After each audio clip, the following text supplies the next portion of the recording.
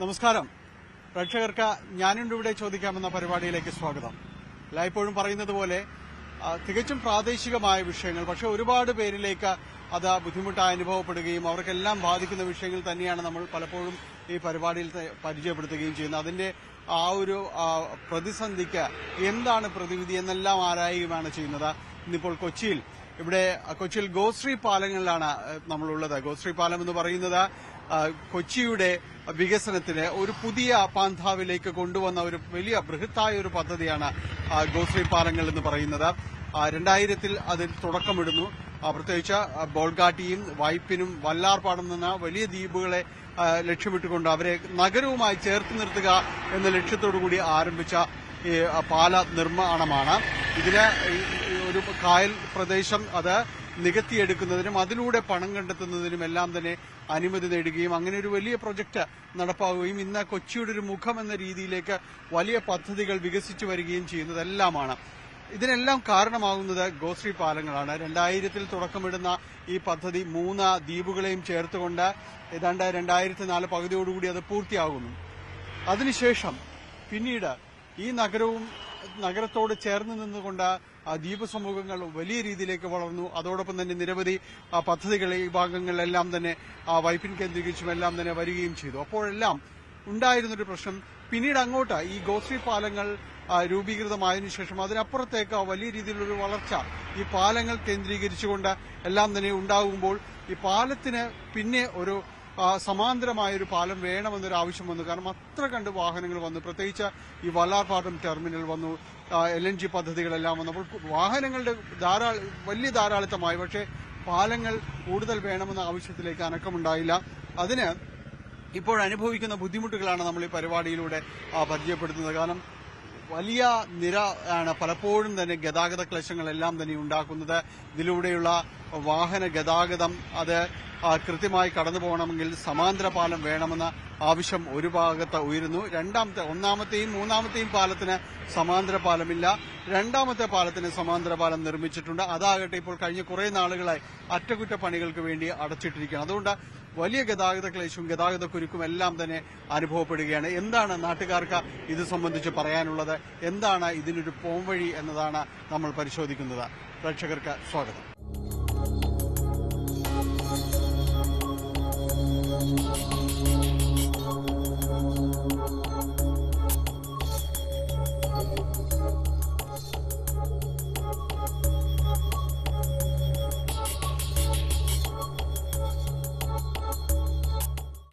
ഗോശ്രീ പാലത്തിലൂടെയുള്ള ഒരു യാത്ര രാവിലെയും വൈകിട്ടൊക്കെ ഇതിലേക്കൂടി കടന്നു പോകുക എന്ന് പറയുമ്പോൾ വലിയ ബുദ്ധിമുട്ടാണ് ആൾക്കാർക്ക് അനുഭവപ്പെടുന്നത്. കാരണം വലിയ രീതിയിലുള്ള ഈ ഗതാഗത ക്ലേശം അത് അനുഭവപ്പെടുന്നത് വാഹനങ്ങളുടെ ഒരു ബാഹുല്യം തന്നെയാണ്. കാരണം ഒരു നിര ഇല്ലാതെ തന്നെ വാഹനങ്ങൾ ഒരുപാട് മുന്നോട്ട് വരുന്നു. പ്രത്യേകിച്ച് വല്ലാർപാടം കണ്ടെയ്നർ ടെർമിനൽ പദ്ധതിക്ക് ശേഷമുള്ള കണ്ടെയ്നറുകളുടെ ഒരു പോക്ക്, അങ്ങനെ വലിയ തിരക്കാണ് ഗോശ്രീ പാലങ്ങളിൽ അനുഭവപ്പെടുന്നത്. ഇതിലൂടെ കടന്നു പോകുക എന്ന് പറയുന്നത് തീർത്തും ദുഷ്കരമായ ഒരു കാര്യമായിട്ട് പറയുന്നു. അതുകൊണ്ട് തന്നെ സമാന്തര പാലങ്ങളില്ലാതെ ഇനി ഇവിടെ അത്ര കണ്ട് വാഹനങ്ങൾ പെരുകി. അപ്പോൾ സമാന്തര പാലങ്ങളില്ലാതെ പറ്റില്ല എന്ന രീതിയിലേക്ക് വന്നിരിക്കുന്നു.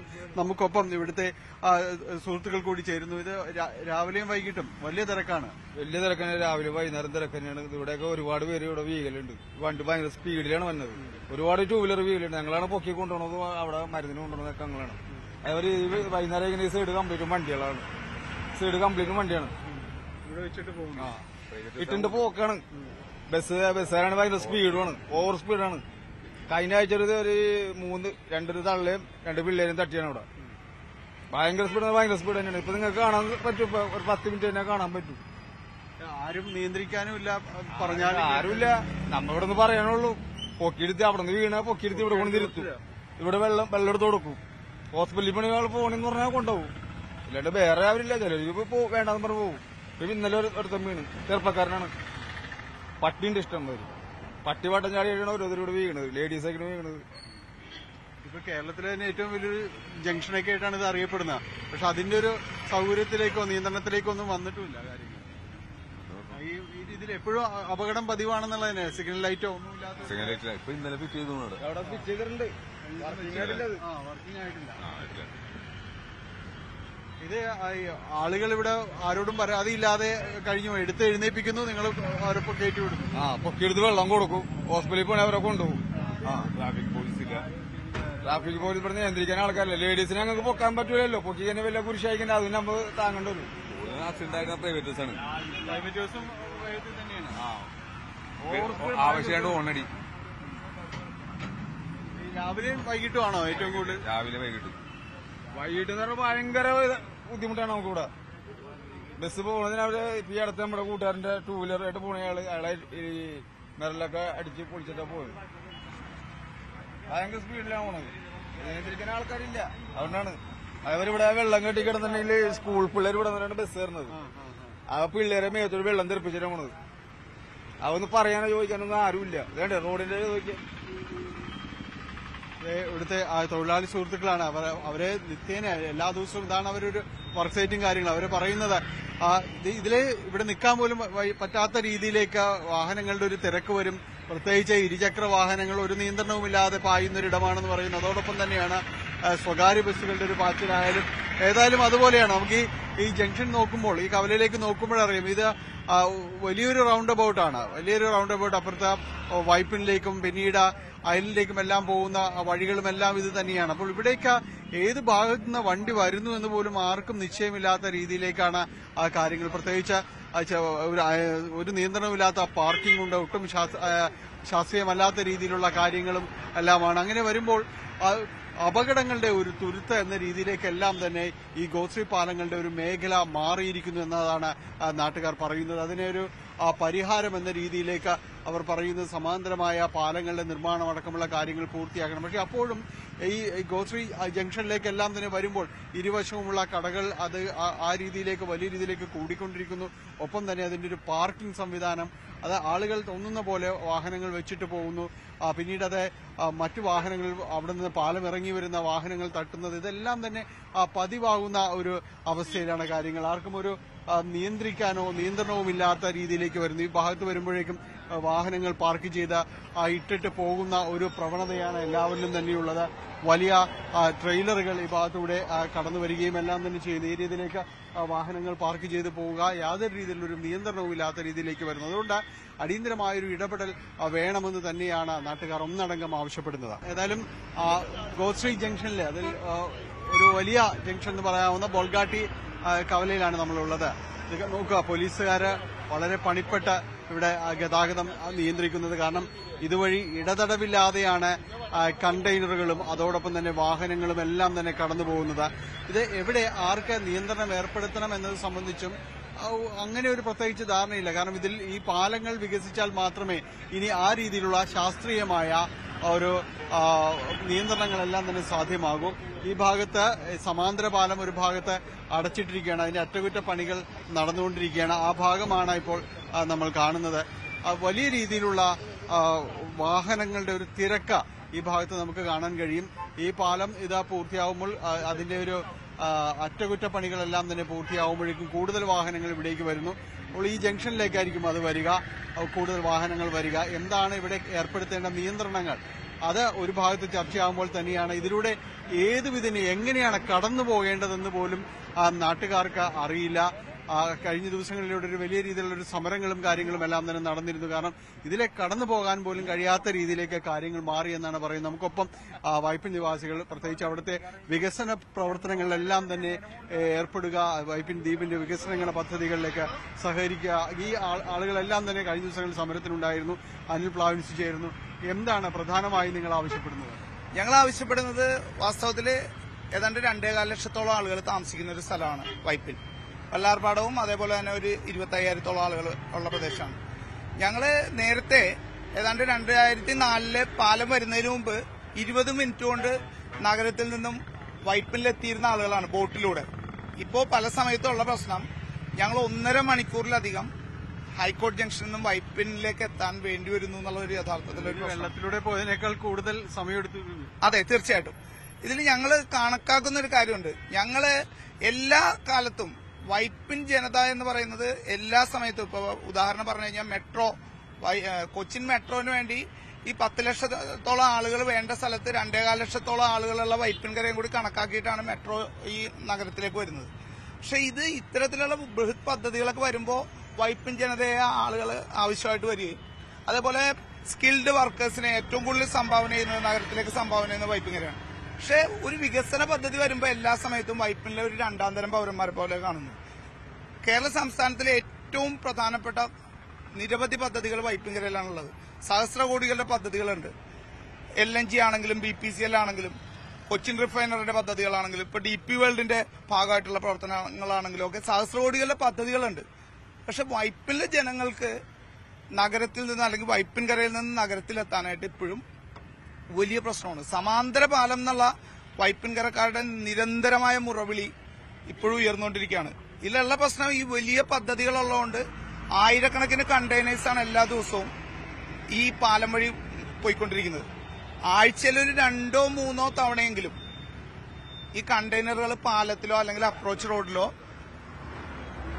കുടുങ്ങിക്കിടക്കുന്ന ഒരു അവസ്ഥയുണ്ട്. അങ്ങനെ ഒരു അപ്രോച്ച് റോഡില് അല്ലെങ്കിൽ പാലത്തിൽ കണ്ടെയ്നർ കുടുങ്ങിക്കിടന്നാൽ സംഭവിക്കുന്നത് മണിക്കൂറുകൾ നീണ്ട ഗതാഗതക്കുരുക്കാണ്.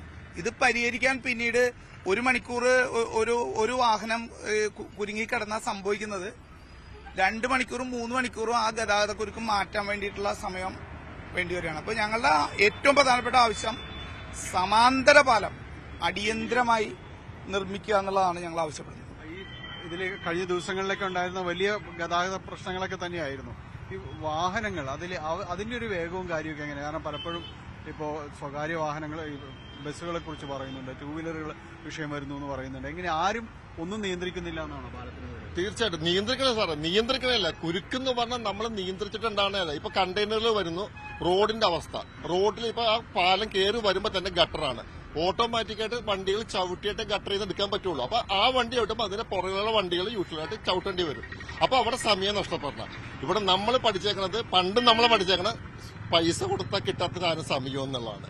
ഇന്ന് ഏറ്റവും കൂടുതൽ ഇവിടെ നഷ്ടപ്പെടുന്നത് ഓരോ വ്യക്തിക്കും, ബൈക്കാരനായിക്കോട്ടെ, കണ്ടെയ്നർ ആയിക്കോട്ടെ, കാറായിക്കോട്ടെ, ബസ്സിന് പോകുന്നവരായിക്കോട്ടെ, സമയം നഷ്ടമാണ്. ഇന്ന് രാവിലെ 1.5-2 മണിക്കൂർ സമയം നഷ്ടപ്പെട്ട ഉദ്ദേശിച്ച സമയത്ത് പല ആളുകൾക്ക് സ്ഥലത്തെത്താൻ പറ്റിയിട്ടില്ല. അപ്പൊ വാഹനങ്ങൾ വേഗം, പിന്നെ മറ്റൊരു കാരണം വരും. ഇപ്പൊ ബസ്സുകളെ സംബന്ധിച്ചാൽ ഈ സമയം ലാഭിക്കാൻ വേണ്ടി അവർ സ്പീഡ് എടുക്കേണ്ടി വരും. ഇപ്പൊ എനിക്ക് ഉദാഹരണമായിട്ട് എറണാകുളത്ത് ഇത്ര മണിക്ക് എത്തുന്ന ഞാൻ ഈ ബ്ലോക്കിൽ പെട്ട് കഴിയുമ്പോൾ ആ സമയം ഞാൻ എത്തണമെങ്കിൽ എന്ത് ചെയ്യണം? സ്പീഡ് എടുക്കേണ്ടി വരും. ഓട്ടോമാറ്റിക്കായിട്ട് അപകടങ്ങൾ കൂടും. പക്ഷെ മെയിനായിട്ടുള്ള ഇപ്പൊ അനിൽ പറഞ്ഞ പോലെ ഞങ്ങളുടെ മെയിനായിട്ടുള്ള ആവശ്യം സമാന്തര പാലം വേണം. മസ്റ്റായിട്ട് സമാന്തര പാലം വേണം. അത് മസ്റ്റാണ്, ഏറ്റവും പ്രധാനപ്പെട്ട കാര്യമാണ്. സമാന്തര പാലം തന്നെയാണ് ലക്ഷ്യം. നമുക്കൊപ്പം അവിടുത്തെ ആ സ്ത്രീകൾ കൂടിയൊക്കെ ചേരുന്നുണ്ട്. എങ്ങനെയാണ് ഈ പാലത്തിലൂടെയുള്ളൊരു വീടുകളിലൊക്കെ സമയത്തിന് എത്താൻ പറ്റുന്നുണ്ടോ? സമയത്ത് എത്താൻ പറ്റില്ല. മണിക്കൂറുകൾ വൈകിയാണ് എല്ലാവരും ജോലി സ്ഥലത്ത് എത്തുന്നത്. വളരെ ബുദ്ധിമുട്ടിയാണ് അവര്. മണിക്കൂറുകളോളം ഒരുപാട് യാത്രകൾ സഹിച്ചാണ് അവര് എത്തുന്നത്. കഴിഞ്ഞ ദിവസം ഒരു സമരമൊക്കെ ഉണ്ടായിരുന്നു. എന്താണ്, നിവൃത്തിയേടുകൊണ്ട് ഇറങ്ങിയതാണോ? അതെ അതെ അതെ അതെ. എന്റെ ഹസ്ബൻഡ് ആണെങ്കിൽ ഡയാലിസ് ചെയ്യണ മനുഷ്യനാണ്. മെഡിക്കൽ ട്രസ്റ്റിലാണ് ഡയാലിസ് ചെയ്യണത്. അപ്പം ഞങ്ങൾക്ക് പോകാനും വരാനും വളരെ ബുദ്ധിമുട്ടുണ്ട്. 2 മണിക്കൂറൊക്കെ ബ്ലോക്കിൽ നിൽക്കണം എന്ന് പറഞ്ഞാൽ വളരെ ബുദ്ധിമുട്ടുള്ള കാര്യമാണ്. അതിൽ ഞങ്ങൾക്ക് വളരെ പാടാണ്. മാത്രമല്ല ഈ വൈപ്പിങ്ങരയിലെ ഒട്ടുമിക്കവരും ഉപജീവനത്തെ ആശ്രയിക്കുന്നത് നമ്മുടെ എറണാകുളം ടൗണായിട്ട് ബന്ധപ്പെട്ടുകൊണ്ടാണ്. സ്വകാര്യ സ്ഥാപനങ്ങള് ജോലി ചെയ്യുന്നവര്, ഈ തുണിക്കടകൾ സെയിൽസ്കാരായിട്ട് പോണ, അങ്ങനെ ഒരുപാട് പേരുണ്ട്.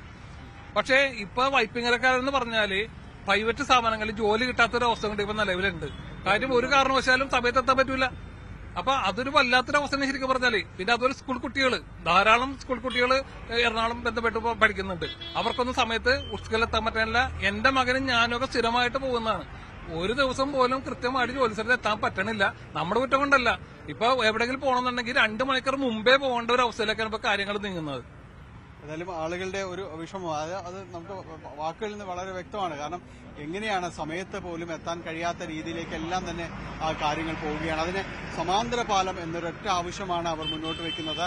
എത്രയും പെട്ടെന്ന് പ്രാവർത്തികമാക്കണം എന്നതാണ് അവർ ആവശ്യപ്പെടുന്നത്. ഞാനുണ്ട് ഇവിടെ ചോദിക്കാമിൽ ഒരിടവേള.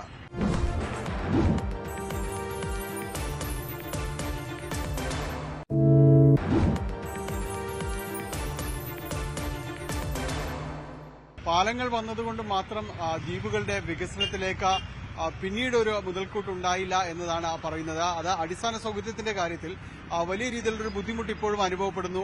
അവർ പങ്കുവയ്ക്കുന്ന ഒരു വിഷയം എന്ന് പറയുന്നത് അവർ കടന്നു പോകാനുള്ള ഒരു ബുദ്ധിമുട്ടാണ്. പാലത്തിലൂടെയുള്ള യാത്ര ഒട്ടും സമയത്ത് പറഞ്ഞെടുത്തെത്താൻ പറ്റാത്ത രീതിയിലേക്കാണ് കാര്യങ്ങൾ പോകുന്നതെന്നാണ് പറയുന്നത്. എന്തായാലും അവർ നമുക്കൊപ്പം തന്നെ തുടരുന്നുണ്ട്. സാധാരണ ഒരു ദിവസം ഇതിൽ ഒരു 2 വീലറിനാണോ പോകുന്നത്? എങ്ങനെയാണ്? ഞാൻ 2 വീലറിനാണ് പോകുന്നത്. എങ്ങനെയാണ് ഇതിലൂടെയുള്ള ഒരു സമയത്തിനെത്താൻ പറ്റുക എന്നതിനപ്പുറം ഈ അപകടങ്ങളും ഒരു വിഷയമുണ്ട്. ഇപ്പോൾ ശരിക്കും പറഞ്ഞെങ്കിൽ ഇപ്പൊ ആളത്തേക്ക് പോണത് നമ്മളൊരു ഞാണിമ്മ കളി എന്ന് പറയുന്ന പോലെയാണ്. അത്രയും റിസ്ക് എടുത്താണ് ഓരോ വണ്ടികളുടെ ഇടയിൽ ബ്ലോക്ക് ആയിരിക്കുള്ളൂ കൂടുതൽ സമയങ്ങളിലും. നമ്മൾ ഈ പാലം തന്നെ വരാൻ ആഗ്രഹിച്ചെന്ന് പറഞ്ഞെങ്കിൽ നമ്മൾക്ക് ഒരു 5 മിനിറ്റെങ്കിലും നേരത്തെ എത്താൻ വേണ്ടിയാണ് പണ്ട് മുതൽ വൈപ്പിങ്ങനക്കാർ പാലത്തിന് വേണ്ടി മറുപടി കൂട്ടിയത്. അന്നൊരു ബോട്ടിന് പോകാൻ നേരത്തെ നമുക്ക് 25 മിനിറ്റ് അത് മാക്സിമം വരുന്നത്. ഇന്ന് ഒരു പാലം വന്നിട്ട് നമുക്ക് അവിടെ അരമണിക്കൂറല്ല 1 മണിക്കൂർ കഴിഞ്ഞാൽ അവിടെ എത്താൻ സ്ഥിതിയാണ്. അതുകൊണ്ട് ശരിക്കും പറഞ്ഞാൽ ദുരിതമാണ് നമുക്ക് വന്നേക്കുന്നത് പാലം വഴി. നേരത്തെ ബോട്ടുകൾ 10 മിനിറ്റ് 15 മിനിറ്റ് ഉണ്ടായ ബോട്ടുകളും ഇല്ല. ഇപ്പൊ ബസ്സാണെങ്കിൽ സമയത്ത് എത്തുന്നില്ല. ശരിക്കും പറഞ്ഞാൽ ഒരു ആളെ നമുക്ക് ജോലിക്ക് എടുക്കില്ല എന്നുള്ള അവസ്ഥയിലാണ് ഇപ്പൊ വൈപ്പിങ്ങരക്കാരുടെ അവസ്ഥ. നഗരത്തിലേക്ക് എന്നാലും സ്ഥലം ചോദിച്ചാൽ വൈപ്പിനാണെന്ന് പറഞ്ഞാൽ സമയത്ത് വരില്ലാന്ന് ചോദിക്കും. സമയം നമ്മള് കറക്റ്റ് ചെയ്യാൻ പറ്റില്ല, നമുക്ക് തീരുമാനിക്കാൻ പറ്റില്ല എന്നുള്ളത്. അല്ലെങ്കിൽ നമ്മള് വേറെ മാർഗങ്ങൾ ഇവിടെ ഇല്ല നമുക്ക് അവിടെ എത്താനുള്ളത്. അതല്ല, അദ്ദേഹം ഇപ്പോഴത്തെ കാലത്തിന്റെ ഒരു വിഷമങ്ങളാണ് പറഞ്ഞത്. നമുക്കൊപ്പം മറ്റൊരാൾ കൂടി ചേരുന്നു. ഒരുപക്ഷെ ഈ വൈപ്പിൻ സമരം, ആ പാലത്തിന് വേണ്ടിയുള്ള സമരം, ആ സമയത്തൊക്കെ എന്തായിരുന്നു? അന്ന് സമരത്തിനൊക്കെ ഉണ്ടായിരുന്നു. ആ സമരത്തിനുണ്ടായിരുന്നു. ആ സമരങ്ങളില് പ്രതീക്ഷ ഇപ്പൊ അസ്ഥാനത്തായി എന്ന് വേണം കരുതാൻ. കാരണം കൂടുതൽ അന്നത്തേക്കാളും കൂടുതൽ സംഖ്യയൊക്കെ കെട്ടിയിട്ടുള്ള ഒരു സമരം. അതെ, വലിയ സമരങ്ങളായിരുന്നു. അത് വലിയ സമരം. വൈപ്പിങ്ങരക്കാരുടെ സമരം വളരെ പ്രസിദ്ധമായ സമരങ്ങളാണ്. സ്ഥലങ്ങളെല്ലാം പോലും ഒരു സമയത്ത് കായലായിരുന്നു. ഇതോടൊപ്പം പറയേണ്ട ഒരു കാര്യം കൂടെ ഉണ്ട്. കളമശ്ശേരിയിൽ നിന്ന് വല്ലാർപാടം വരെ റെയിൽവേ റൂട്ടുണ്ട്. അത് ഉപയോഗിക്കുന്നില്ല, തീരെ ഉപയോഗിക്കുന്നില്ല. അത് ഉപയോഗിക്കുകയാണെങ്കിൽ കണ്ടെയ്നർ ലോറികൾ കൊണ്ടുപോകാനായിട്ട് ഉപയോഗിക്കുക, കണ്ടെയ്നറുകൾ ട്രാൻസ്പോർട്ട് ചെയ്യാൻ ഉപയോഗിക്കുകയാണെങ്കിൽ ഇവിടുത്തെ ഈ ലോറികളുടെ എണ്ണം ഒന്ന് കുറഞ്ഞു കിട്ടും. അത് തീരെ ഉപയോഗിക്കുന്നില്ല. അതോടൊപ്പം തന്നെ വേണമെങ്കിൽ ഞങ്ങളൊരു പ്രപ്പോസൽ വെച്ചിരുന്നു. ആലുവയിൽ നിന്നോ കളമശ്ശേരിയിൽ നിന്നോ ഒരു മെമു സർവീസ് വല്ലാർപാടം വയ്ക്കുക. അപ്പോൾ യാത്രക്കാരുടെ എണ്ണം, യാത്രാ വണ്ടികളുടെ എണ്ണം ഇവിടെ കുറഞ്ഞു കിട്ടും. അങ്ങനെ ഒരു താൽക്കാലിക ഒരു ആശ്വാസം എന്നുള്ളതിലേക്ക് കിട്ടും. കാരണം ഈ സമാന്തര പാലം എന്ന് പറഞ്ഞാൽ ഒറ്റ ദിവസം കൊണ്ട് ഉണ്ടാക്കാവുന്ന കാര്യമല്ലല്ലോ.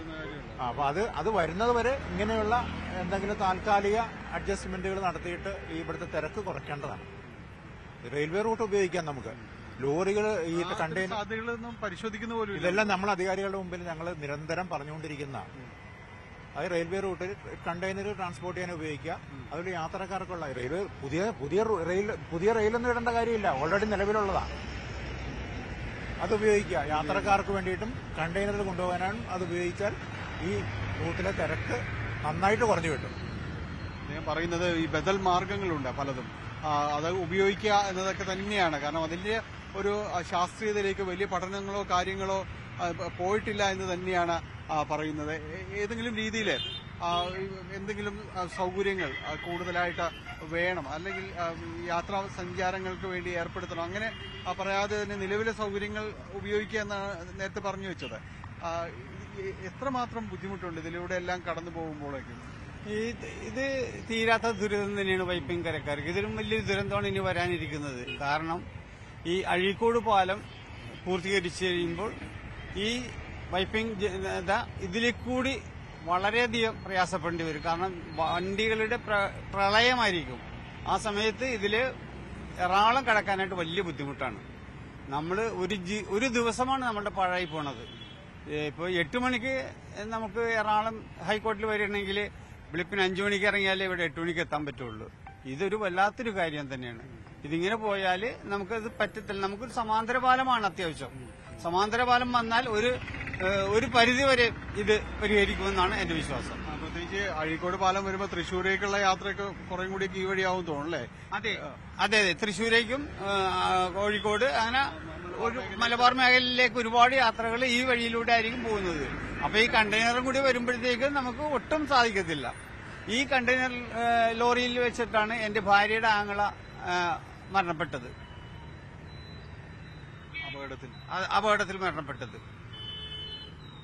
നമുക്കറിയാം പലപ്പോഴും ഇവിടെ അപകടങ്ങൾ റിപ്പോർട്ട് ചെയ്യാറുണ്ട്. പലപ്പോഴും പല കുടുംബങ്ങളും നിരാലംബമാക്കപ്പെടുന്ന പല സാഹചര്യങ്ങളും ഉണ്ടായിട്ടുണ്ട്. പലപ്പോഴും ഒരു അപകട മേഖല എന്ന രീതിയിൽ തന്നെയാണ് ഈ പരിസരം എല്ലാം തന്നെ അറിയപ്പെടുന്നത്. പലപ്പോഴും അതിൽ നിന്ന് കഷ്ടിച്ച അപകടത്തിൽ നിന്ന് രക്ഷപ്പെട്ടവരും അങ്ങനെയെല്ലാം തന്നെയുണ്ട്. ഈ അപകടങ്ങൾ ഒരിക്കലും ഇവിടെ നിന്ന് പാലം തുറന്നു കൊടുത്തതിന് പിന്നീട് ഒഴിവായിട്ടില്ല എന്ന് തോന്നുന്നു. ധാരാളം അപകടം ഡെയിലി കണക്കുണ്ട്. ആക്സിഡന്റ്, കണ്ടെയ്നർ അടിപ്പോക്ക്, കണ്ടാൽ ആക്സിഡന്റ് ഡെയിലി നടക്കാറുണ്ട്.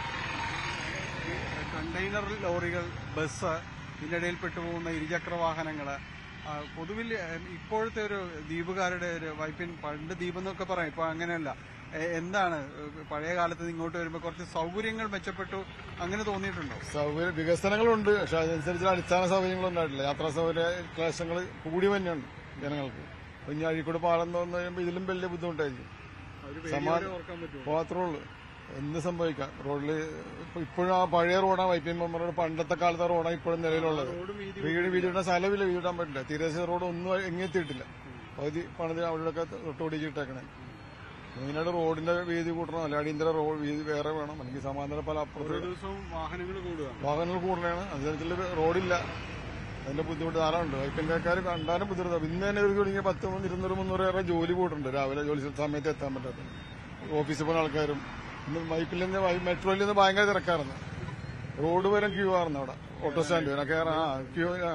പലരും പഴയ പോലെ ബോട്ടിലേക്കൊക്കെ ആയിക്കൊണ്ട് വന്ന ഗതികളായി ഇപ്പൊ വികസനം വന്നിട്ട് ജനങ്ങളെ ഇഷ്ടപ്പെടണം. ഒന്നും നടക്കും, ഒന്നും ഞാൻ പറ്റണില്ല. ജോലി നഷ്ടപ്പെടണം, സമയം ജോലി നഷ്ടപ്പെടണം സാധാരണക്കാരുടെ. അദ്ദേഹം പറഞ്ഞതിലൊരു പ്രധാനപ്പെട്ട കാര്യമുണ്ട്. കാരണം ഈ വൈപ്പിൻ ദ്വീപുകൾ, അത് ഈ പാലങ്ങൾ യാഥാർത്ഥ്യമാകുമ്പോൾ ദ്വീപുകൾ എന്നൊരു സങ്കല്പം ഇല്ലാതാവുന്നു. എല്ലാം ഈ നഗരത്തോടെ ചേർന്ന് നിന്ന് വളരുന്ന രീതിയിലേക്ക് പോകുന്നു.